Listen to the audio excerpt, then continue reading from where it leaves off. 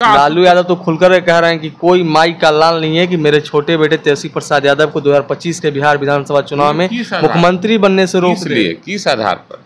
किस आधार? कौन 17 महीने में 5 लाख नौकरी? कौन उनके साथ है? कौन उनके साथ है?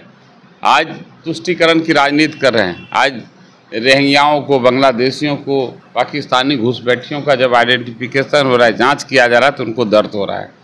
उनको सत्ता चाहिए। क्या ये बात सही है? किसी भी तरह सत्ता चाहिए। उसके लिए राज्य बर्बाद हो जाए, देश बर्बाद हो जाए, विदेशी आकर के यहाँ पर बैठ जाए सत्ता। देखिए, सुशासन की सरकार में क्राइम अनकंट्रोल हो गया है। आए दिन हत्या, लूट, अपहरण जैसी मामलों आ रही है सामने।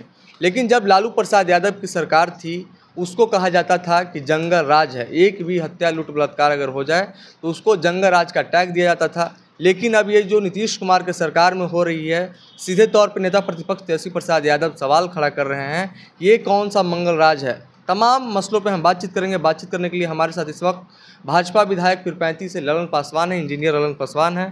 सर, जिस तरीके से आए दिन हत्या, लूट, अपहरण हो रही है, फिर भी आप लोग कह रहे हैं कि सुशासन की सरकार, सवाल खड़े कर रहे हैं। आप देखिए, वो तो छिटपुट घटनाएं हो रही हैं, लेकिन आप रिजल्ट क्या रहा है? 24 घंटे के अंदर जो उसका कांड का जो उद्भेदन हो रहा है, अपराधी पकड़े जा रहे हैं, कार्रवाई हो रही है, स्पीडी ट्रायल चल रहे हैं।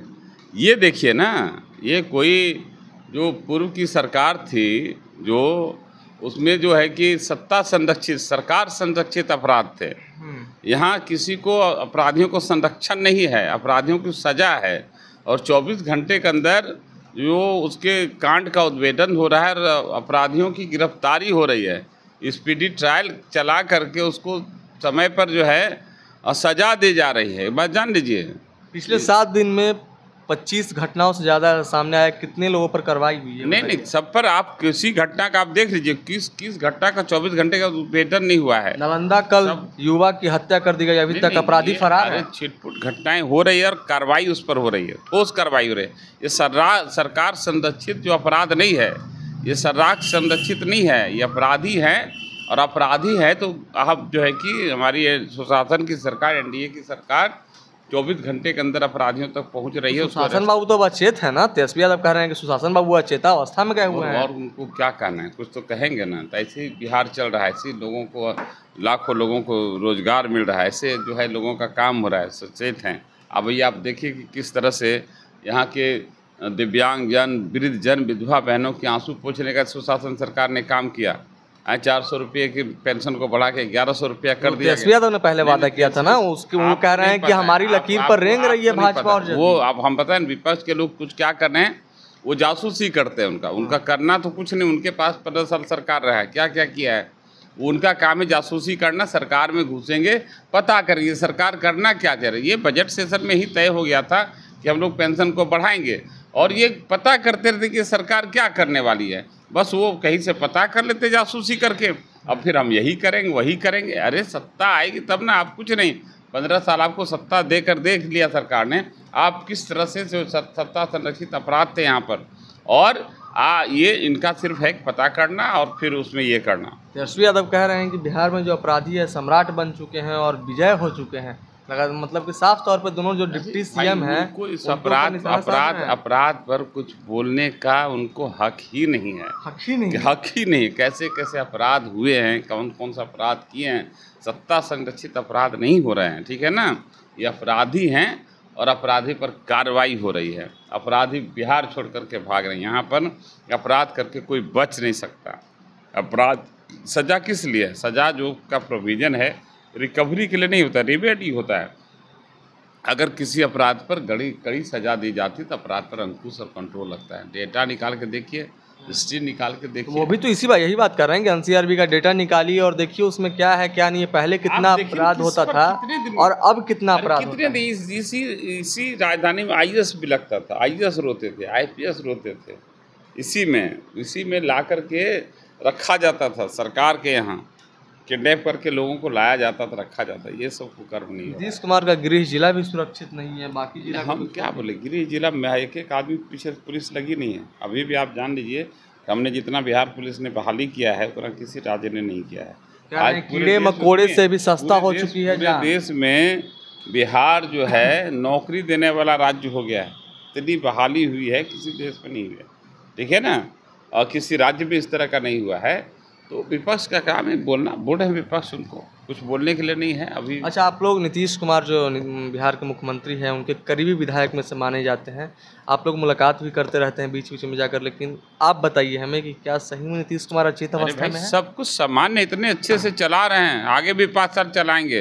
हाँ, तो 25 से 30 नारा है वो सफल रहेगा? 25 से 30 फिर से नीतीश? हाँ, सफल रहेगा। आप इतना अच्छा काम हो रहा है, आप देख रहे हैं ना, इतना अच्छा काम हो रहा है, कोई प्रेशर नहीं है, जनता झांसे मारने वाले नहीं है। लालू यादव तो खुलकर कह रहे हैं कि कोई माई का लाल नहीं है कि मेरे छोटे बेटे तेजस्वी प्रसाद यादव को 2025 के बिहार विधानसभा चुनाव में मुख्यमंत्री बनने से रोक दिए। किस आधार पर? किस आधार? कौन 17 महीने में 5 लाख नौकरी? कौन उनके साथ है? कौन उनके साथ है? आज तुष्टीकरण की राजनीति कर रहे हैं। आज रोहिंग्याओं को, बांग्लादेशियों को, पाकिस्तानी घुसपैठियों का जब आइडेंटिफिकेशन हो रहा है, जांच किया जा रहा है, तो उनको दर्द हो रहा है। उनको सत्ता चाहिए। क्या ये बात सही है? किसी भी तरह सत्ता चाहिए, उसके लिए राज्य बर्बाद हो जाए, देश बर्बाद हो जाए, विदेशी आकर के यहाँ पर बैठ जाए सत्ता। अभी देखिए क्या क्या हो रहा है, 125% जो है, कहीं पर अभी 80% 90% का लक्ष्य रही है, कहीं वहाँ जो है कि मुस्लिम बाहुल एरिया है, जहाँ से बॉर्डर एरिया पर जाकर 125% जो है वोटर बने हुए हैं। आज देखिए कि जब कागजात मांगे जा रहे हैं तो सबसे ज़्यादा किशनगंज में, मैंने आप समझिए कि 4 दिन के अंदर 6 लाख 7 लाख निवासी प्रमाण पत्र के लिए आवेदन पड़ते हैं। आप देखिए स्थिति क्या हो, वैसे लोगों का सपोर्ट करते हैं, वैसे लोगों की बात करते हैं। ये सब चीज़ क्या, तो उनको तो तुष्टीकरण की राजनीति चाहिए, सत्ता उनको चाहिए। राज्य जान गया है, बिहार की जनता जान गई है कि बिहार किसके हाथ में सुरक्षित है, किसके हाथ से विकास होने वाला है। आपको इतनी नौकरी मिल रही है, इतना सब कुछ मिल रहा है, अब यहाँ पर क्या चाहिए? सरकार एक एक चीज़ों पर देख रही है। आज हर जिले में इंजीनियरिंग कॉलेज है, मेडिकल कॉलेजों की संख्या बढ़ी है। आज हम इसी डबल इंजन की सरकार में हर पंचायत में मैंने इंटर कॉलेज हो गई। आज प्रखंड लेवल पर जो है डिग्री कॉलेज खोला जा रहा है। हम लोग जिससे फिर 35 जैसे सुदूर क्षेत्र में आप सेंट्रल यूनिवर्सिटी हो गया। क्या चाहिए? एयरपोर्ट खोले जा रहे हैं शहरों को चिन्हित करके फेज वाइज सबको। हाँ, ये मैंने उड़ान योजना के तहत छोटे छोटे विमान को उड़ाने की तैयारी है, उसमें भी एक निश्चित मैंने एक सर्टेन फिक्स मैंने हवाई यात्रा पर, बाकी सरकार उसको सब्सिडी पर ये करेगी। इस तरह से बिहार आगे बढ़ चुका है। बिहार जो है कि विकास अच्छे चला सकते हैं, बहुत अच्छे हैं और आगे भी 5 साल वही चलाएंगे। 5 साल वही। हाँ, और कोई जनता नहीं, सब विधायकों का राय है। सभी विधायक के समर्थन से नीतीश कुमार जी सीएम हैं और सब विधायक उनके प्रति अटूट विश्वास और आस्था है। उन्हीं को हम लोग नेता मानते हैं और उन्हीं को वही चलाएंगे। सब कुछ अच्छा चल रहा है। चलिए, तो सब कुछ अच्छा चल रहा है। हमारे साथ बातचीत करने के लिए इंजीनियर ललन पासवान थे, भाजपा से विधायक हैं फिर 35 से। इनका साफ तौर पे कहना था कि जो बिहार की जनता है वो भली भांति जानती है कि किसके हाथ में हम बिहार का कमान सौंपेंगे तो अच्छे से चलेगा।